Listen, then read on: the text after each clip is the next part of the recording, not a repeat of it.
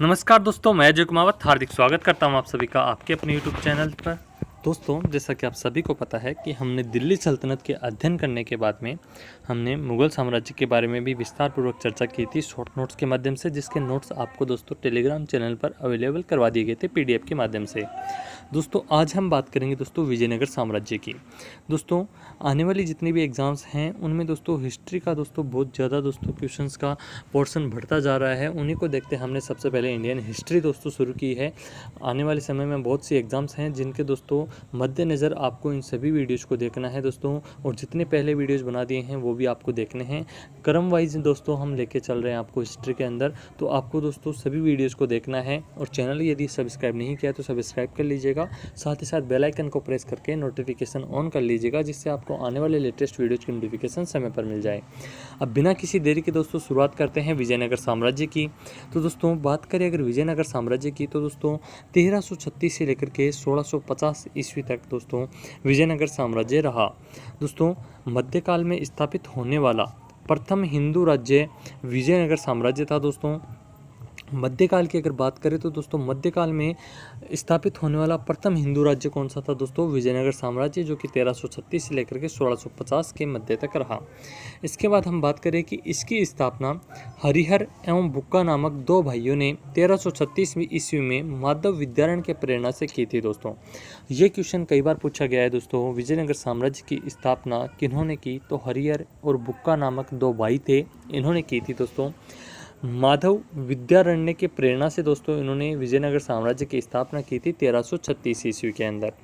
इसके बाद में हम बात करें, पहले इसका नाम दोस्तों हम्पी या हस्तिनावती था। दोस्तों, विजयनगर साम्राज्य का प्राचीन नाम क्या था दोस्तों? हम्पी था, या इसके अलावा इसको हस्तिनावती के नाम से भी जाना जाता था। यह नगर दोस्तों बाद में विजयनगर के नाम से प्रसिद्ध हुआ। दोस्तों, ये बात आपको ध्यान में रखनी है। विजयनगर का प्राचीन नाम क्या था दोस्तों? हम्पी या हस्तिनावती। विजयनगर साम्राज्य में दोस्तों 4 वंशों ने शासन किया था, ये बात आपको ध्यान में रखनी है। वो कौन कौन से 4 वंश हैं दोस्तों, ये भी आपसे पूछे जा सकते हैं। विजयनगर साम्राज्य के 4 वंश दोस्तों हम बात करें, पहले आता है दोस्तों संगम वंश, जो कि 1336 से लेकर के 1485 ईस्वी तक रहा। इसके बाद में आता है सालू वंश, जो कि 1485 से 1505 ईस्वी तक रहा। इसके बाद में आता है तुलु वंश, जो कि 1505 से 1570 तक रहा। और इसके बाद में दोस्तों विजयनगर साम्राज्य का अंतिम जो वंश आता है दोस्तों, वो आता है आरवीडु वंश, जो कि दोस्तों 1570 से लेकर के 1650 के मध्य तक रहा। इसके बाद हम बात करें दोस्तों, सबसे पहले हमने बात की संगम वंश की, तो संगम वंश के बारे में जान लेते हैं। 1336 से 1485 ईस्वी तक दोस्तों संगम वंश ने शासन किया। हरिहर एवं बुक्का ने अपने पिता संगम के नाम पर संगम राजवंश की क्या की दोस्तों? स्थापना करी थी। इसके बाद हम बात करते हैं दोस्तों हरिहर प्रथम जो था दोस्तों, वो 1336 से लेकर के 1356 ईस्वी तक दोस्तों शासन करता है। संगम वंश का प्रथम शासक हरिहर प्रथम था। इसने दोस्तों अनेगुंडी को अपनी राजधानी बनाया था। दोस्तों, अनेगुंडी को अपनी राजधानी बनाया। हरिहर प्रथम दोस्तों संगम वंश का प्रथम शासक था। 1336 से लेकर के 1356 तक दोस्तों इसने शासन किया। हरिहर प्रथम ने अपने शासन के 17 वर्ष बाद दोस्तों विजयनगर को अपनी राजधानी बनाई। फिर इसी नगर के नाम पर विजयनगर साम्राज्य पड़ा। दोस्तों, हरिहर प्रथम ने दोस्तों अपने शासन करने के 17 वर्ष के बाद में दोस्तों विजयनगर को अपनी राजधानी बनाया था। दोस्तों, और जब विजयनगर को राजधानी बनाई दोस्तों हरिहर ने, तब इसका नाम क्या पड़ गया दोस्तों? विजयनगर साम्राज्य पड़ गया। 1346 ईस्वी में इसने दोस्तों होयसल राज्य को विजयनगर में मिला लिया था। 1347 ईस्वी में बहमनी साम्राज्य की स्थापना से विस्तार रुक गया। दोस्तों, बहमनी साम्राज्य की स्थापना से दोस्तों इसका साम्राज्य का विस्तार क्या हो गया? रुक गया। 1356 ईस्वी में हरिहर प्रथम की क्या हो गई दोस्तों? मृत्यु हो गई थी। दोस्तों, इसके बाद हम बात करें, अगला जो शासक आया वो आया बुक्का प्रथम। 1356 ईस्वी से लेकर के 1377 ईस्वी तक बुक्का प्रथम ने शासन किया। हरिहर प्रथम के बाद बुक्का शासक बना। इसने दोस्तों मदुरई को जीतकर विजयनगर साम्राज्य में मिला लिया था। दोस्तों, मदुरई को जीतकर दोस्तों विजयनगर साम्राज्य में किसने मिलाया? बुक्का प्रथम ने मिलाया था। इसने अपना एक राजदूत चीन भी भेजा था। दोस्तों, जो बुक्का प्रथम था इसने अपना एक राजदूत कहाँ पर भेजा दोस्तों? चीन के अंदर भेजा था। इसने वैदिक धर्म को दोस्तों प्रोत्साहन दिया, और इसी उपलक्ष्य में दोस्तों वेद मार्ग प्रतिष्ठापक की उपाधि धारण की थी। दोस्तों, बुक्का प्रथम ने दोस्तों कौन सी उपाधि धारण करी? वेद मार्ग प्रतिष्ठापक की उपाधि दोस्तों धारण करी थी बुक्का प्रथम ने, ध्यान में रखिएगा। इसके बाद में हम बात करते हैं अगले शासन की, तो वो आता है दोस्तों हरिहर द्वितीय। हरिहर द्वितीय दोस्तों 1377 ईस्वी से लेकर के 1404 ईस्वी तक शासन करता है। ये बुक्का प्रथम का दोस्तों पुत्र था। हरिहर द्वितीय सिंहासन पर महाराजा धीराज की उपाधि ग्रहण करके बैठा था दोस्तों। हरिहर द्वितीय ने कौन सी उपाधि धारण करके सिंहासन पर दोस्तों आसीन हुआ? तो दोस्तों महाराजा धीराज की उपाधि दोस्तों हरिहर द्वितीय ने धारण करी थी। और हरिहर द्वितीय दोस्तों जो बुक्का प्रथम था इसका दोस्तों पुत्र था।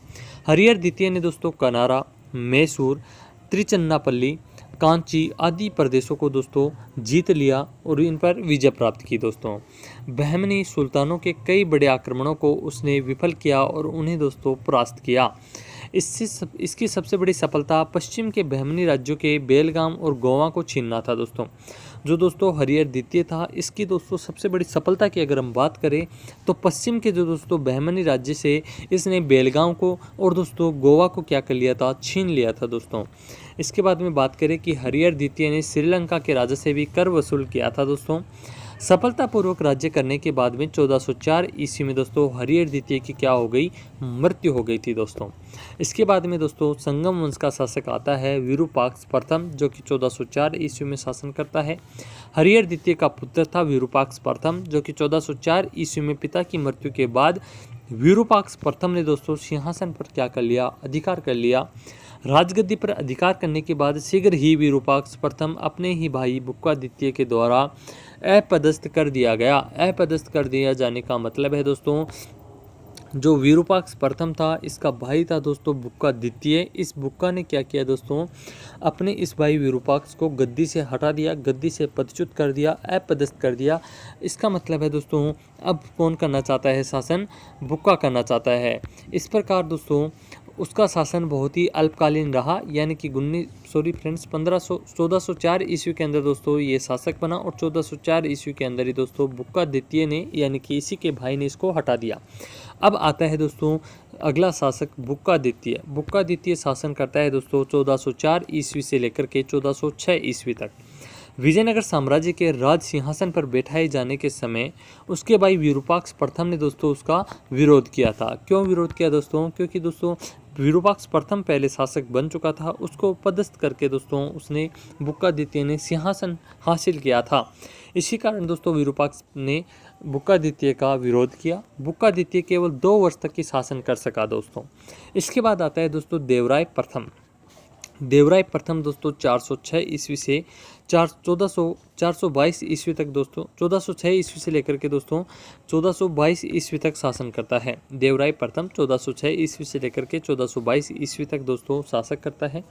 देवराय प्रथम हरिहर द्वितीय के बाद विजयनगर साम्राज्य का वास्तविक उत्तराधिकारी था दोस्तों। इसे अपने शासनकाल में बहमनी सुल्तान फिरोज शाह के आक्रमण का सामना करना पड़ा था दोस्तों। बहमनी साम्राज्य का जो सुल्तान था फिरोज शाह, उसका आक्रमण किसके समय हुआ था दोस्तों?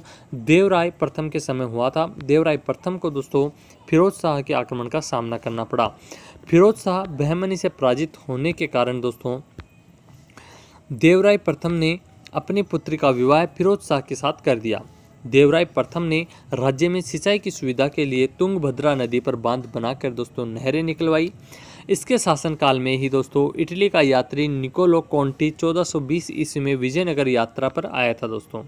ये क्वेश्चन पूछा गया है, इटली का यात्री निकोलो कोंटी दोस्तों विजयनगर साम्राज्य में किसके शासनकाल में दोस्तों भारत आया था या विजयनगर साम्राज्य की यात्रा पर आया था?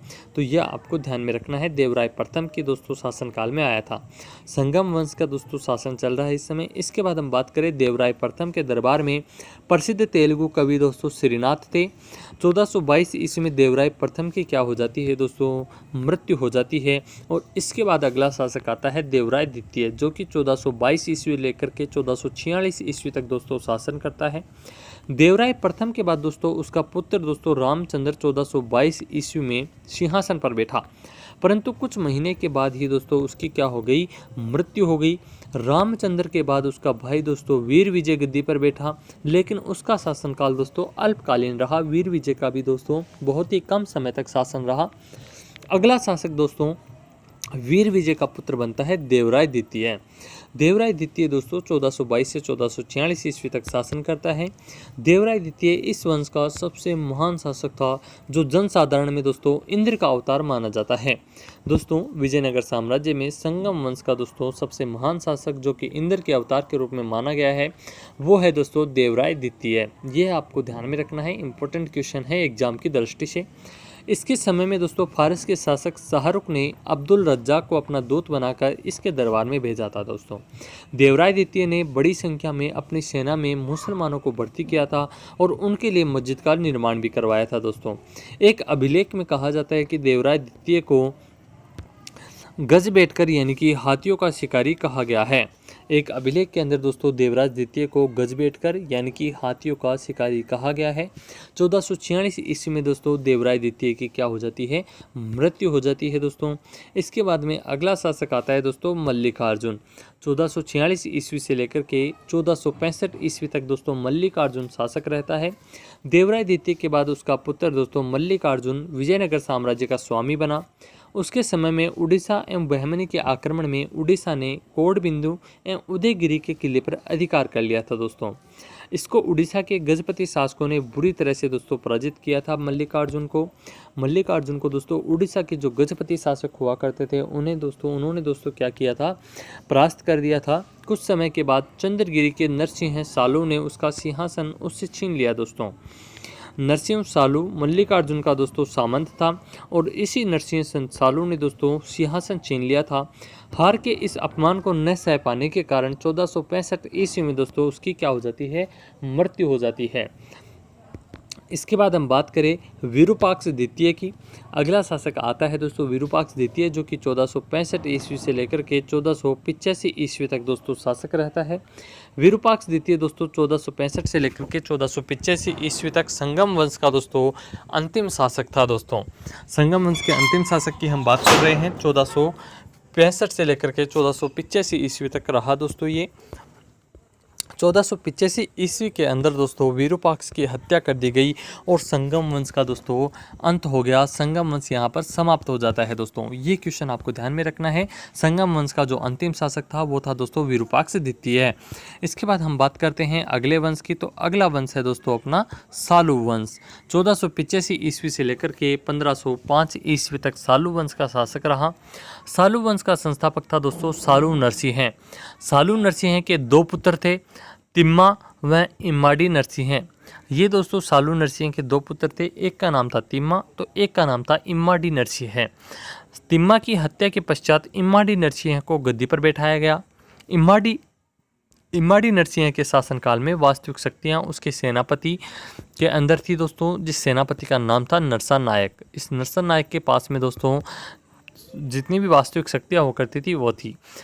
1505 ईस्वी में दोस्तों नरसा नायक का पुत्र था वीर नरसिंह। इस वीर नरसिंह ने दोस्तों इम्माडी नरसिंह की क्या कर दी, हत्या कर दी।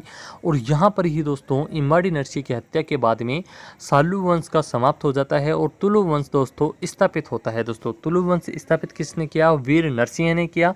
किसकी हत्या करके किया, इम्माडी नरसिंह की हत्या करके तुलु वंश स्थापित कर दिया। दोस्तों अब बात करेंगे हम तुलु वंश की। तो तुलु वंश का दोस्तों शासनकाल रहा 1505 ईस्वी से लेकर के 1570 ईस्वी तक।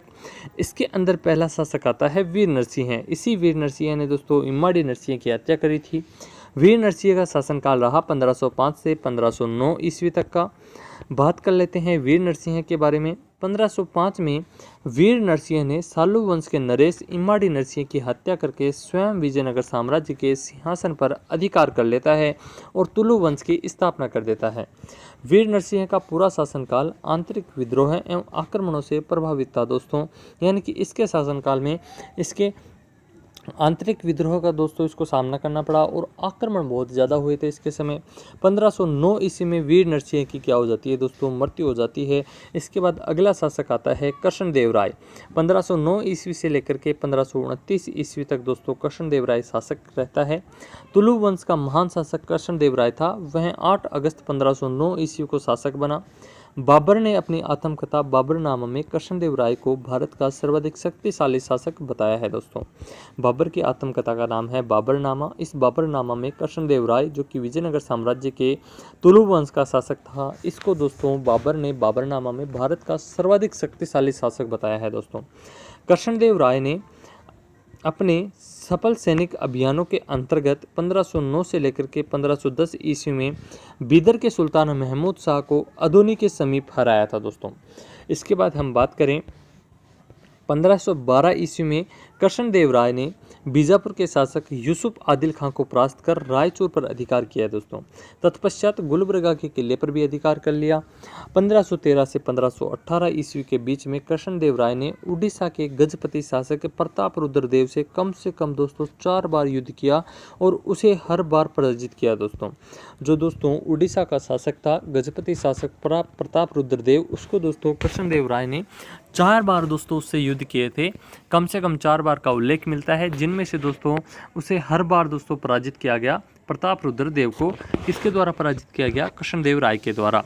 4 बार की पराजय से निराश प्रताप देव रुद्र ने कृष्णदेव राय से संधि की प्रार्थना कर उसके साथ दोस्तों अपनी जो पुत्री थी उसका क्या कर दिया? विवाह कर दिया दोस्तों। कृष्णदेव राय के साथ में अपनी पुत्री का विवाह कर देते हैं प्रताप रुद्र देव।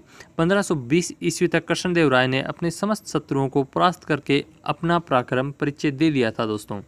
कृष्णदेव राय ने तेलुगु में अमुक्त माल्याद एवं संस्कृत के अंदर दोस्तों जाम्बवती कल्याणम की रचना की थी दोस्तों। कृष्णदेव राय ने दोस्तों 2 रचनाएं की जो कि इंपॉर्टेंट है एग्जाम की दृष्टि से। एक तो दोस्तों अमुक्त माल्याद और दोस्तों एक है दोस्तों ये अमुक्त माल्याद किस भाषा में लिखी गई? तेलुगु में। और संस्कृत के अंदर दोस्तों जाम्बवती कल्याणम की रचना करी थी दोस्तों। कृष्णदेव राय ने दोस्तों आंध्र भोज, अभिनव भोज, आंध्र पितामह आदि की दोस्तों उपाधि धारण करी थी दोस्तों। कृष्णदेव राय ने दोस्तों आंध्र भोज, अभिनव भोज और आंध्र पितामह आदि की उपाधि धारण की थी। कृष्णदेव राय के शासनकाल में पुर्तगाली यात्री डोमिगोस पायस और बारबोसा विजयनगर आए थे दोस्तों पुर्तगाली शासक थे, पुर्तगाली यात्री थे दोस्तों ये डोमिगोस पायस और बारबोसा, जो कि दोस्तों विजयनगर की यात्रा पर आए थे कृष्णदेव राय के शासनकाल के अंदर। इसके बाद हम बात करते हैं दोस्तों कृष्णदेव राय के दरबार में तेलुगु साहित्य के 8 सर्वश्रेष्ठ कवि रहते थे दोस्तों, जिन्हें दोस्तों अष्टदिग्गज कहा जाता था दोस्तों। अष्टदिग्गज में दोस्तों सर्वाधिक महत्वपूर्ण दोस्तों अल्लसानी पेद्दन था और दोस्तों तेलानीराम था। ये दोस्तों तेलुगु कवियों में 8 के अंदर जो 8 सर्वश्रेष्ठ कवि थे उनको दोस्तों अष्टदिग्गज कहा जाता था। और इन अष्टदिग्गज में भी दोस्तों सर्वाधिक महत्वपूर्ण थे दोस्तों अल्लसानी पेद्दन और दोस्तों तेलानीराम। अल्लसानी पेद्दन को दोस्तों तेलुगु कविता के पितामह की उपाधि प्रदान की गई थी। उनकी मुख्य कृति की अगर हम बात करें तो वह है दोस्तों मनुचरित तथा हरिकथा सार। ये दोस्तों अल्लसानी पेद्दन की दोस्तों तेलुगु कविता हैं जो कि दोस्तों उनकी मुख्य कृतियों में आती हैं। इसके बाद हम बात करें दोस्तों पांडुरंग महात्म्य की रचना तेलानीराम रामकृष्ण ने की थी दोस्तों। जो दोस्तों पांडुरंग महात्म्य है उसकी रचना तेलानीराम रामकृष्ण ने की थी। कृष्णदेव राय के शासनकाल को तेलुगु साहित्य का क्लासिक युग कहा गया है दोस्तों। कृष्णदेव राय के शासनकाल को तेलुगु साहित्य का क्लासिक युग कहा गया है क्योंकि इसमें दोस्तों आपको पता है अष्टदिग्गज यानी कि 8 तेलुगु जो सर्वश्रेष्ठ कवि हैं वो इसके अंदर दोस्तों इसके दरबार में रहते थे। नागलपुर नामक नए नगर हजारा एवं विट्ठल स्वामी मंदिर का निर्माण कृष्णदेव राय ने करवाया। कृष्णदेव राय की मृत्यु 1529 ईस्वी में हुई थी दोस्तों। इसके बाद अगले शासक आते हैं कृष्णदेव राय के बाद में अच्युत देव राय, जो कि 1529 ईस्वी से 1542 ईस्वी तक दोस्तों शासक रहते हैं। कृष्णदेव राय के बाद इसका भतीजा अच्युत देव राय अगला शासक बना दोस्तों। इसके शासनकाल में पुर्तगाली यात्री था नूनीज, ये दोस्तों विजयनगर आया था। ये इंपॉर्टेंट बात है इसके शासनकाल में। इसके अलावा दोस्तों कोई इंपॉर्टेंट बात एग्जाम की दृष्टि से आपको देखने को नहीं मिलेगी। इसके बाद अगला शासक आता है सदाशिव राय, जो कि 1542 से 1570 ईस्वी तक रहता है। इसके शासनकाल की अगर हम बात करें तो इस वंश का अंतिम शासक सदाशिव राव था दोस्तों। इसका सेनापति राम राय था। राम राय ने शासन की सारी शक्ति अपने हाथ में ले ली थी। यह एक साम्राज्यवादी सेनापति था जिसने बहमनी साम्राज्य के 5 राज्य बीजापुर, गोलाकुंडा, बरार, बिदर और अहमदनगर इनमें फूट डालने की कोशिश करी थी दोस्तों। सदाशिव राय जो कि 1542 से 1570 ईस्वी तक रहा, किंतु इसके विपरीत परिणाम ये हुआ दोस्तों, यानी कि जो फूट डालने की कोशिश थी उसका परिणाम ये हुआ कि बहमनी साम्राज्य के 5 राज्यों में से बरार को छोड़कर शेष चारों ने मिलकर 1565 में विजयनगर पर हमला कर दिया दोस्तों। इस युद्ध को दोस्तों तालीकोटा का युद्ध कहा जाता है दोस्तों। तालीकोटा का युद्ध कहा जाता है। युद्ध के मैदान में सेनापति रामराय मारा गया। सदाशिव राय ने अपना अगला सेनापति तिरुमल को बनाया। तिरुमल ने दोस्तों सदाशिव राय की हत्या कर दी और एक नया वंश दोस्तों आरवीडु वंश की स्थापना करी दोस्तों।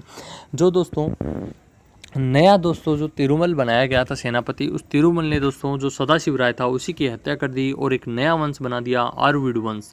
इस आरवीडु वंश का शासनकाल रहा 1570 से लेकर के 1650 ईस्वी तक दोस्तों बात करें इस वंश के बारे में तो इस वंश की स्थापना 1570 ईस्वी में लगभग तिरुमल ने की थी दोस्तों। लगभग 1570 के आसपास में दोस्तों तिरुमल ने की थी।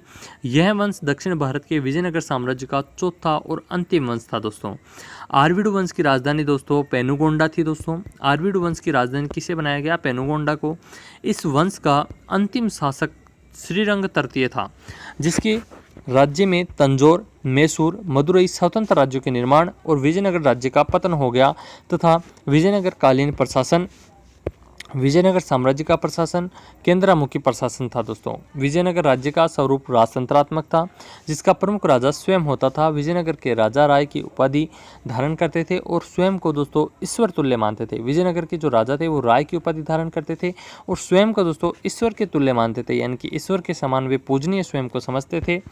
इस काल में दोस्तों राजा की सहायता के लिए 2 परिषदें होती थी, एक तो राज्य परिषद और एक मंत्री परिषद दोस्तों बात करें राज्य परिषद की तो इसका स्वरूप बहुत व्यापक होता था।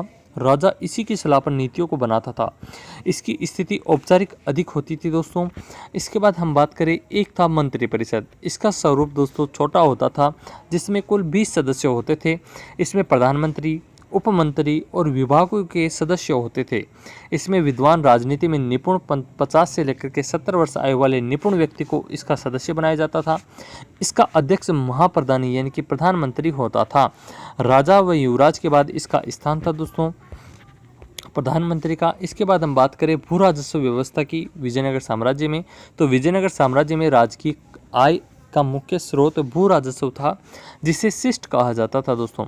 भू राजस्व भूमि की उपज के आधार पर निर्धारित किया जाता था, जो दोस्तों सामान्यतः 1/3 या 1/4 के बीच था दोस्तों।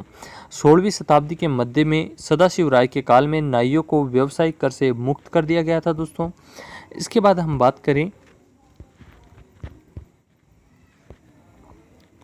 तो दोस्तों अगले जितने भी शासक हम बात करेंगे अगले शासनकाल की, तो नेक्स्ट वीडियो के अंदर। तब तक के लिए थैंक यू सो मच। मिलते हैं अगले वीडियो में।